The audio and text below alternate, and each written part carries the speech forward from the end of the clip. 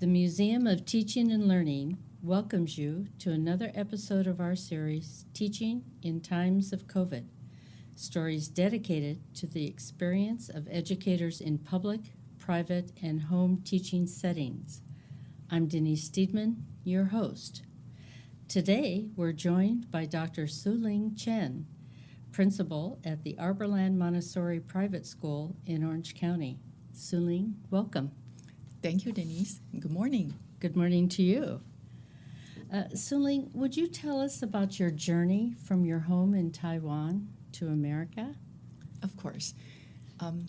It's a long story. Let me think, how can I abbreviate it? So I grew up in Taiwan and finished my college degree over there. Specifically, I attended a National Taiwan Normal University for 5 years, received my bachelor degree, emphasized in education, K through 12, plus the practice teaching for our teaching credential. And after that, of course, we move on to teach in public school as our obligation in our agreement.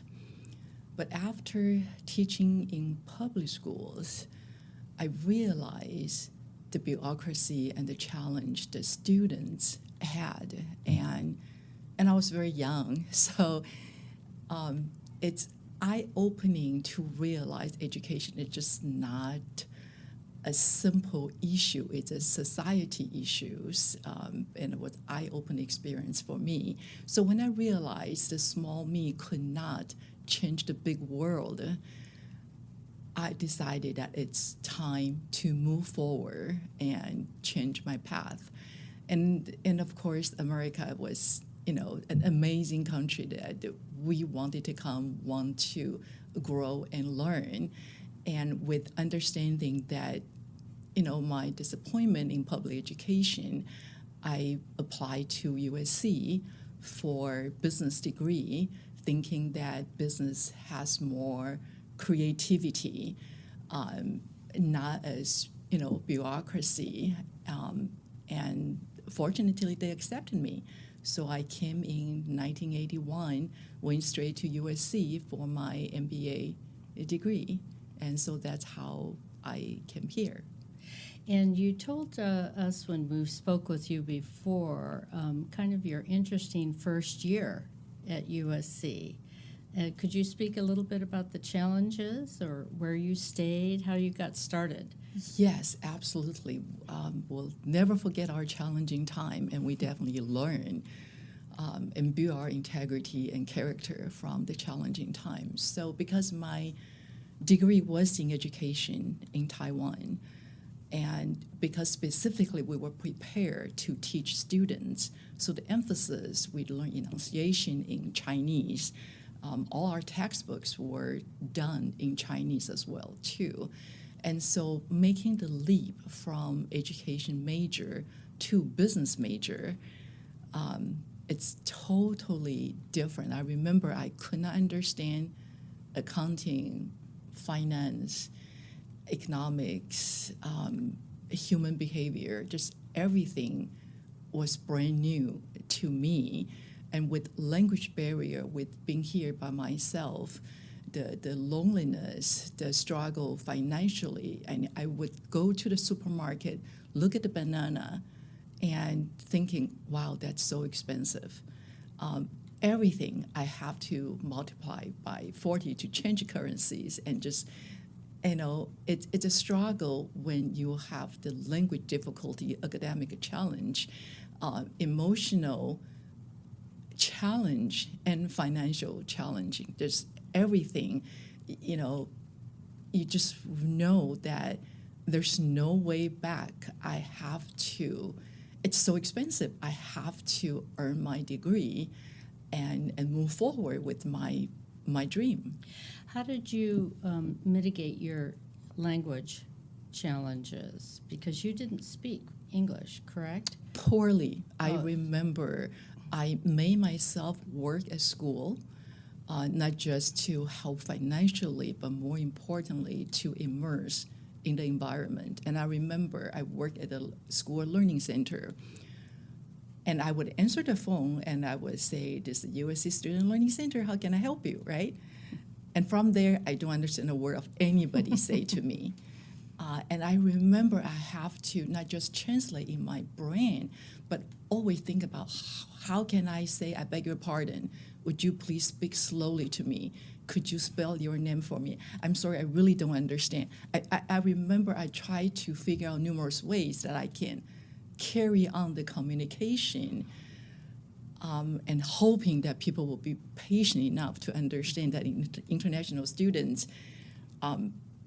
we were not dumb, but we really have language barrier, and Right. it's very challenging. And as an adult in an immersion situation, it's quick learning if you can do that. Just something I wanted to share with our listeners. Where did you live the first year that you were there? So because we heard about the freedom in America, and of course USC, people will say that there are certain places that you do not go, and of course the fear of coming to the big country with lots of freedom. So I started going to a convent. So I have a small space, and they also give us free cereal in the morning. And I remember I ate it for breakfast and lunch, so that I could save money as much as possible. I remember the instant noodles, the egg and the lettuce. That's what I had for 3 meals a day. That got me through with my limited budget at the time. Yes, so a struggle and a challenge in the classroom. However, you did graduate, and you got your MBA from USC. I'd like to ask you, what prompted you to start researching a Montessori educational method? Because you're a teacher in Taiwan, and now you have an MBA. How did you make that transition to wanting a private educational career? So life is very interesting. It's my child who is my inspiration.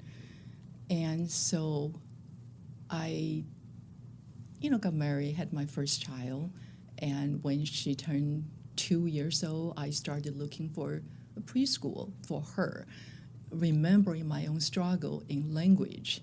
I did not want her to have to struggle. So we spoke, Chinese at home.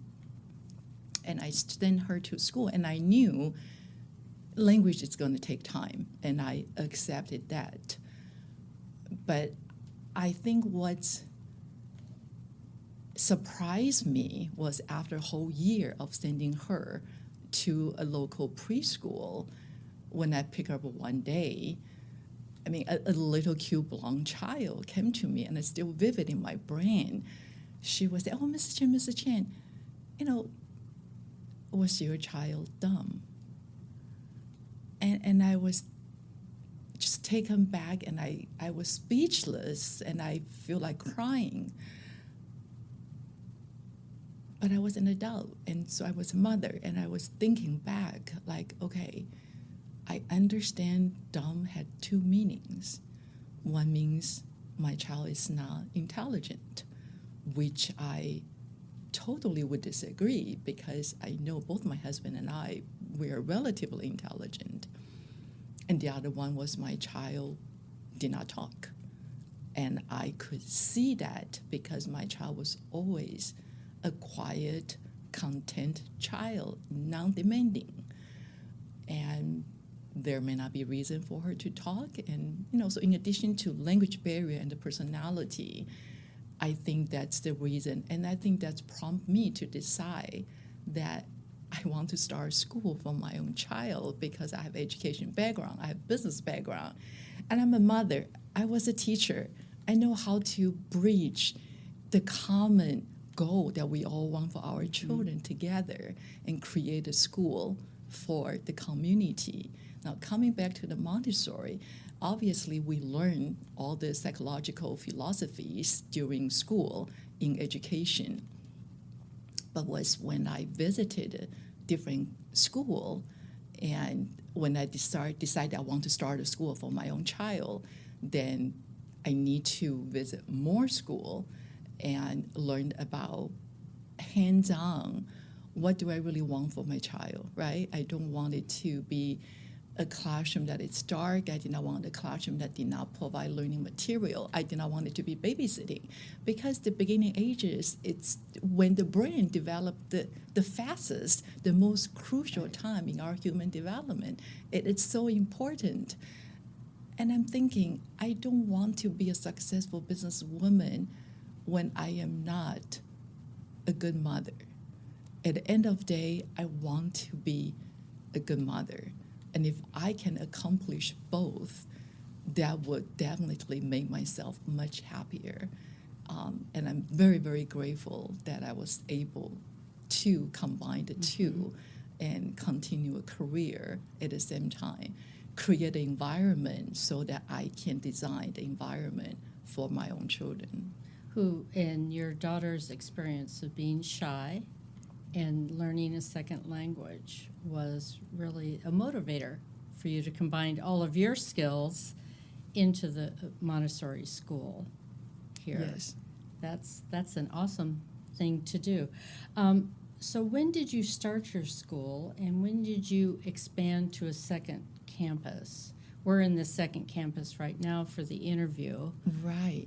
So we started in 1987 when I decided that I needed to establish school for my own child. And so the market research, researching the community, the data, the supply, the demand, and going through the bureaucracy of conditional use permit, acquiring the land, draw the blueprint of my dream school based upon the Montessori philosophy, and complete the constructions, applying for license with the city, with the county.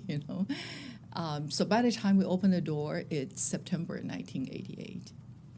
And that was your first campus. Yes. So you really started from scratch. Yes. You built the building, and unlike public schools, you deal with the county. Correct. As opposed to a school district in the state. So correct. And on the first day, vividly, we had the 7 students enroll, and 2 of them were my own, because my second daughter was old enough to come to school.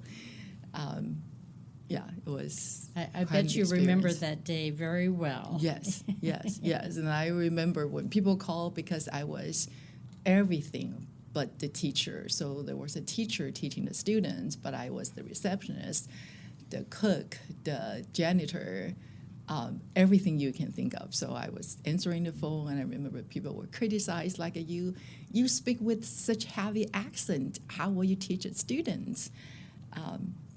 And I knew in my heart, I know how to teach students. It has nothing to do with the accent. I have a solid background and experience, and I know what I want to accomplish. So it's okay. I take every criticism into motivation to encourage myself to rise above the criticism that, well, she got a point. I did speak with accent. So work with my own accent so that maybe I can be accepted a little bit better. Arborland is open year-round and now accepts infants through 8th grade. How complex is it to educate babies to middle school? So we started a step at a time. I think the gradual progression make it nicer. So we started, again, I follow my child, right? So I only started from preschool, and then that was until kindergarten. And by the time she was ready to go to 1st grade, I had to expand. So we go from a little 3-classroom school to, because she was doing so well, and I feel like, oh my God, I cannot send her to public school because she will still be the same quiet child that hard to get anybody's attention. She doesn't seek attention, and she's not a troublemaker, and she's doing so well. So we started building our elementary classroom, And so we kind of just moved the school along with her for lower elementary, then to upper elementary. And we did pause there. And then my teacher that was with me for a long time got married, had a child, and then wanted to bring the child to school. So we started the toddler program. And we had that for quite a while as well, too. And then I am so grateful that the choir child that I had actually went out and got, we said she had 3 degrees. So one from Cornell in biology, bachelor degree. The second one was UCLA education master degree. And the third one was USC MBA degree 30 years after I had my MBA degree from USC. And so she actually decided to come back to school to work with me. And I feel like, oh my God, this is my best reward for all the effort I have put in. Never thought about that I would have such reward that my child feel like she wanted to raise her children exactly the way that she was raised.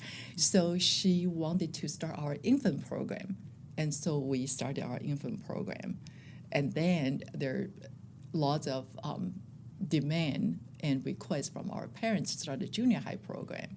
And so we started the junior high program. But I think the important part is we follow the human developmental level. So with 0 to 6, it's all about physical independence, how we can learn to be the individual person, right? And then from 6 to 12, it is about the intellectual independence. So the children learn the research skills. When I have a question, how do I get the answers, right? And then from 12 to 18, it becomes the economic independence, how I can grow up to be independently from my parents, and emotional independence follow with that. And so, yes, we constantly thinking about the intellectual development, the physical development, the emotional development every stage of the time. And with that, I think that we're able to bring qualified teachers and work with the teacher and the parents to accomplish the needs of each level that is different from one to the other. So this is a really planned educational system where each grade level has a specific goal for independence, for critical thinking, and moving them Creativity up and leadership, yes. absolutely. Because Yes. I feel like my life goal is I want to make a difference. And again, back in my early teaching career, I did not feel I was able to make a difference as what I would have wished. And I feel like if I can make a difference on our future generations, I want to be able to do that. And if I am not able to, that's fine. I would not want to do it. Is this your first year with 8th graders? This is our first year with 8th graders. So you'll be sending them off To high school, absolutely. Yes, that will be a big change Yes. for everyone. So really the school has given you not only an opportunity to educate your own child, but those in the community, and fulfill your business skills and your skills as a teacher from Taiwan. You taught elementary school there. I taught actually junior high school. Oh, so you moved your kids right into that. So that was your But space. I think most importantly, to accomplish my dream of being able to make a difference, right? Yes, that's excellent. Not with just your own child, but with Absolutely, other children. absolutely. Yes. Let's go back to that eventful Friday, March 13, 2020. Did you know that the shutdown was a possibility, and how did you handle that day with your parents, your staff, and students on that day? Can you recall that very complex day? Yes. So it was a shocking situation. We all knew about it in January that the virus was happening in China, but we had a few other viruses go through the same situation, but they did not cross here. And so when it's announced, we had to pull the teacher out to have an emergency Friday lunch meeting, keep students with assistant teachers and figuring out what could we do. at least try to have everybody on the same page. But then eventually we realized that it's much bigger and it's government mandate and we must close. And this was very close to what would be a Spring break. normal spring break. Correct. So how long did you think that this was going to last? And So at the time, we thought that let's close for 2 weeks, right? It's not that big of a deal. So the first week was inconvenient for everyone, but then the second week was spring break, was a planned break. And we just really go every single minute to do staff training, how we can change based upon the age group from in-person teaching to virtual teaching. Right. And because you're open during the summer, how did you transition to that? Parents are expecting to send their children here for summer school and activities. How did you transition with the parents? What was their response? It's actually very interesting. So when we changed to virtual, has a lot to do with age. So our upper elementary at the time, 100% students stay. Our lower elementary, we lost about a third of students that did not believe in virtual, did not want to do virtual. And then for kindergarten, we kept pretty minimum, and the preschool practically none. So in my primary classroom, preschool, kindergarten of 24 students, we probably would end up with about only 4 students in average in the classroom situation. And so after we did that for April and May, and then we started opening up. Now we knew virus wasn't going to go away. We have to be able to pivot, and we have practiced virtual teaching already, so everybody's getting comfortable on how to engage students virtually, because I did not believe in the recording and play the recording. Feel like, you still need to be able to engage students by asking questions, right, and get a feedback and understanding how does it go.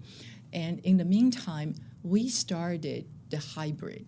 So our way of hybrid is letting the parents choose whether you want to do virtual or you want to do in person. We also understand that the virus is going to be changing, like a roller coaster, ups and down, and we couldn't pinpoint when it's going to be or what. And so we made a really good decision that, if parents choose to go virtual situation, we save a spot for the child in the classroom.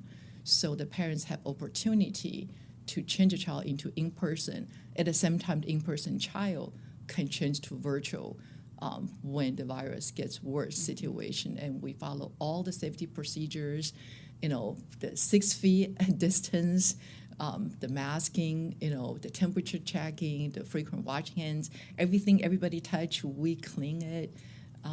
It's definitely lots of changing. So your teachers were doing their virtual classroom here. Correct. And there were some students in the Correct. classroom, but they could move in and out. Correct. Depending on what the parents felt comfortable. Correct. With. With a prior communication with the teachers, because the preparation, obviously, it's different when Right. I know you are coming Yes. to me versus I'm going to send everything to you digitally. Right. And so we asked for, Yes, prior it wasn't a notification. drop-in Correct, situation. correct. You We had can to deal with it, arrange for correct. that. So materials would go out to children who were in a virtual classroom Yes, to because follow along? Yes, I'm sorry. Montessori is well known for hands-on materials, and it's so important to have the material so the child has visually can see what's happening. And so our teachers are so amazing that we share campus-wise digital information, material making. And so for the virtual students, the teacher will send home the material with disposables so that every child can have it at home. And those that are on campus obviously had school material, and the teacher would clean. And they would follow along with their classmates that Yes, were in the. yes. So that's your staff. how did they transition to online? Was that any difficulties Yes. for them, or Yes. With lots challenging of to- difficulty, but considering personality as well too. So we spent a whole week training teachers full-time during spring break. After spring break, we started virtual. Not all teachers return for virtual teaching. I have resistance because the teachers say that, well, I don't feel right because in person it's not the same. Parents are paying for in person, but I'm not giving the same, and so I cannot do it. And so you have to work with the teacher like those, understanding that, you know what, this is the best that the parents can have in a current situation when you are mandated to lock down. Teaching in person is not an option. You can choose not have them, period, or you can choose still engaging them. They're still learning. And we're putting everybody don't want to learn on pause, no tuition, tuition credit for everyone that don't want to come. And so it's the parents that believe that, some sort of virtual instruction is better than no instructions. Mm-hmm. And so it does take work to get all the teachers to be on board. So that's a lot of interaction with your parents. And Absolutely. a lot of communication. Absolutely. Because they have questions. Yes. They want to know if their child's going to be safe, if they send them here, if they'll be educated, if they're at home, and how that works. So how was your enrollment affected? You talked about a smaller classes here and there. Was that a challenge? Well, absolutely. I think probably most business went through that except for online business. So we started with wait lists for both campuses before March 2020. And of course, immediate shutdown, everything evaporated, right? Because we could not accept any child, and we're trying to figure out. And you definitely don't want to force anyone to come when people are still going to the job site, especially the medical, our front workers that, they're working in the hospital. They cannot be home to save any patients, right? And so we actually started slowly to come back. And I remember when we were in lockdown, I came to the campus. I was like, oh my God, I only see squirrels and birds. They all came out. I mean, which is not bad, but I surely missed the laughter of the students. Mm-hmm. And then as we opened, we started from one teacher and one child again on one campus. Almost like from the beginning, just rebuilt that. For sure. I remember like, wow, after more than 30 years, I went back to worse than when I started with 7 students. I started with 1 student. Wow. This time around. Yes, and to come to an empty school is always a little unsettling. Well, it's heartbroken. Yeah. But, we have to educate ourselves and understand that it's not that we did anything wrong. It's, unprecedented pandemic, and we just had the opportunity to live through the history and learn how to get out on the other end, hopefully stronger and better. And your enrollment has returned. Well, this year it's quite interesting that waitlist started before school started. I feel like, people realize adults have vaccine already, but the emotional detriment to the students being stay home probably more serious than sending students to school. And last year, seriously, our situation wasn't bad. So with both campuses, I only had 3 teachers and 3 students were reported positive to us. And we did have to close the classrooms and thoroughly clean and doing everything, but it wasn't really that terrible. And it's interesting, school just started a month in now, and I feel like we already had 3 classes that we have to close down, thoroughly clean, and change outdoor. And I think because the children are not vaccinated, and sometimes adults, it's hard. We all have been looking forward to making connections to other human beings, but definitely need to be very cautious. Mm-hmm. And we start our weekly testing. That leads me to my next question. I wanted to ask you about the support that you get. You don't answer to a school district, so you deal with the county and you deal with your parents. And so how does a private school get information about, how do you get information about the latest safety protocols, how you should handle an outbreak, testing, et cetera? How did you develop that? So I think it's a blessing that we don't belong to the school district, so you don't have to be bounded by the bureaucracy. But of course, the flip side is we don't have the support, especially money was flooding into public schools, and we do not. And when you want to test all the teachers, then you spend money in sending every single teacher to get tested, while public school teachers get tested by, paid by the government. And of course, all the PPE, that public schools, are flooded with all the equipment, while we have to acquire everything ourselves. So there are downsides, but I think I still appreciate the ability of being independent, because right now, Google seems to be the best resource. And so I remember I would call the county to say, I have a child reported a positive. What do you want me to do? And there was, report to the health department. Okay, but they want to make sure we let them know as well too, but they're not providing any, advice or service or anything. And then we report to the health department, and they just want to know that that's it. I feel like there's such a new situation, people facing unknown, have anxiety and also afraid of responsibility. And I think fortunately, I am never afraid of responsibility.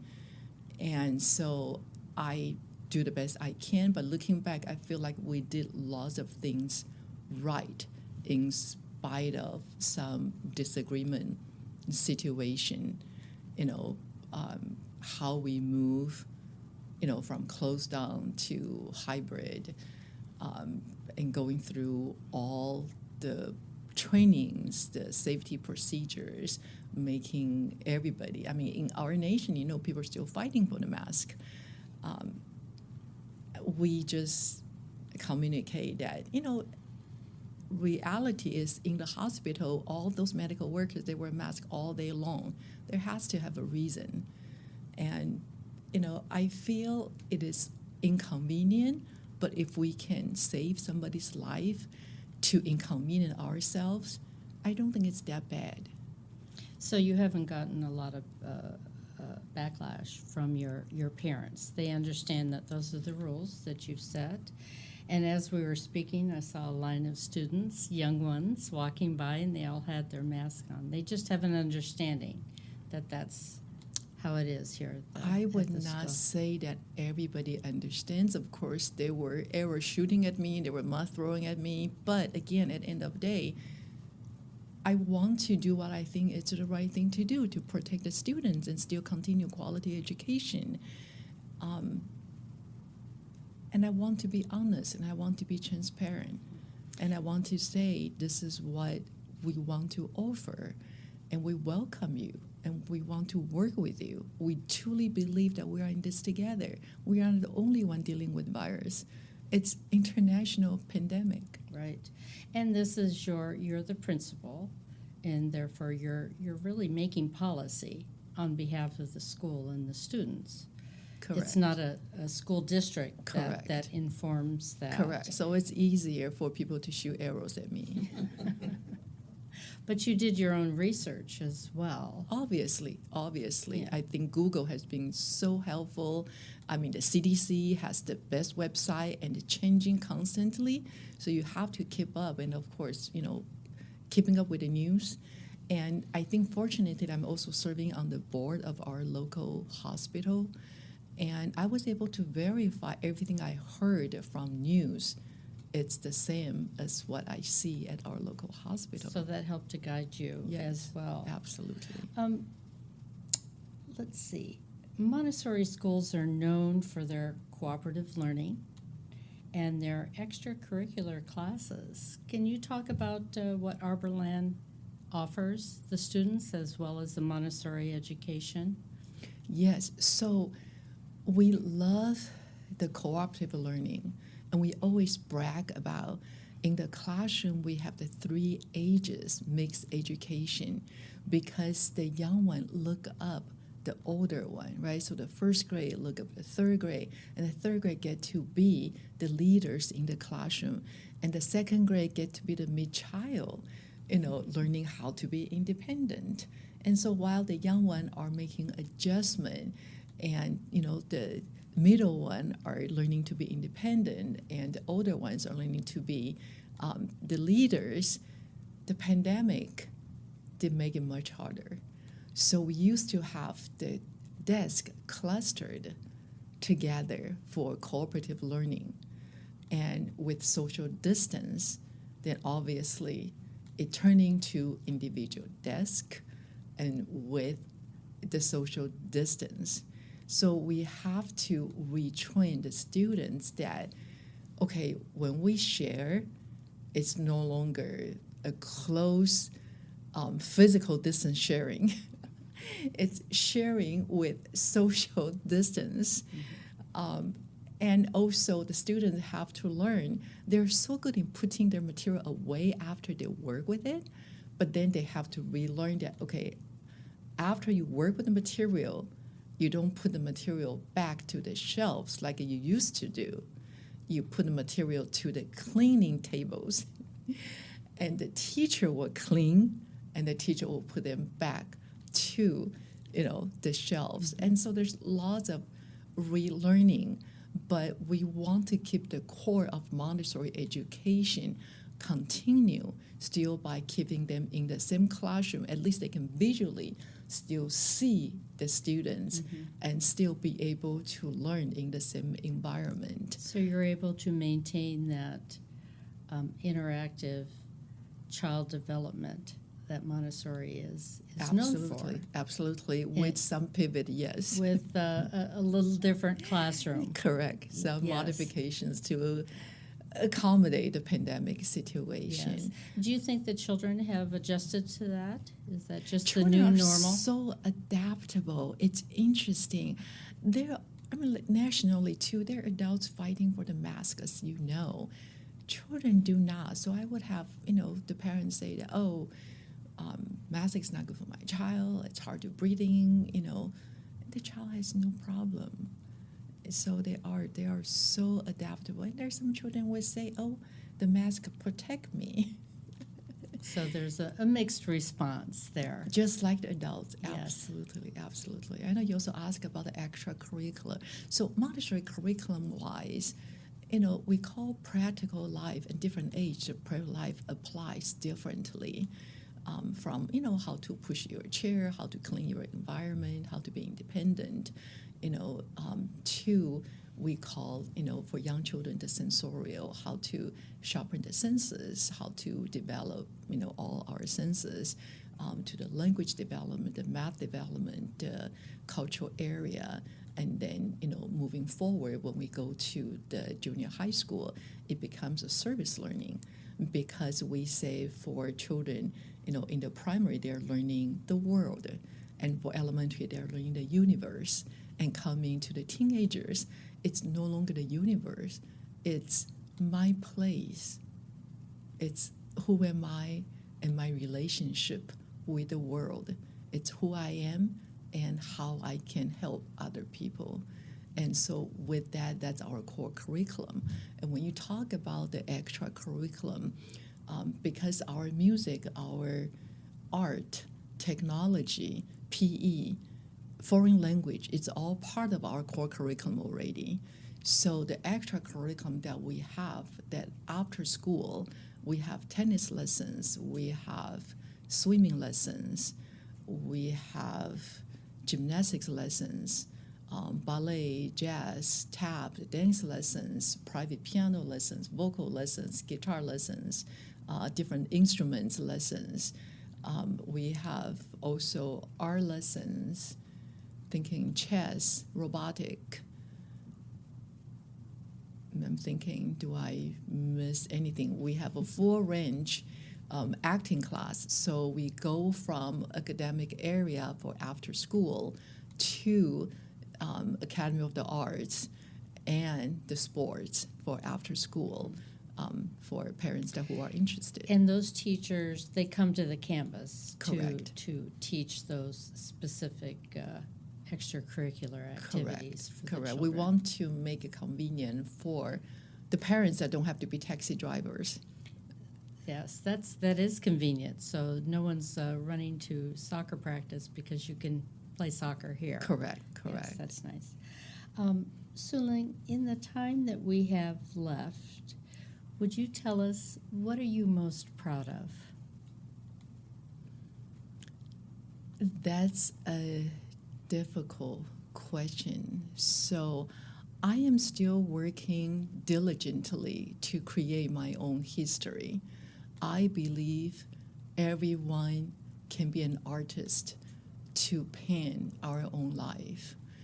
And looking back, I have been very blessed with many awards and many friendship and so much appreciation from everywhere. But if I want to say what made me most proud of, it's the moments when my alumni come back to visit me and share their accomplishment with me. I love it. I have doctors, attorneys, accountants, bankers, teachers, and I'm thinking, seriously, how many of us go back to visit our elementary school principal? And the fact that they are still in touch with us, they're coming back to visit us, I feel that's a big accomplishment. And plus my own 3 daughters, not just that they all are well educated, but the fact that they say, Mom, you have the best school. And they appreciate all the education they have received from Arborland. And they were able to compare the school that they attended after Arborland to the Arborland school and tell me all the pluses that they had through, being raised in the school. That just brings smiles to my face, truly touched my heart. Well, Sueling, thank you for your time and thank you for being with us today. Well, thank you, Denise, for the opportunity. Thank you very much.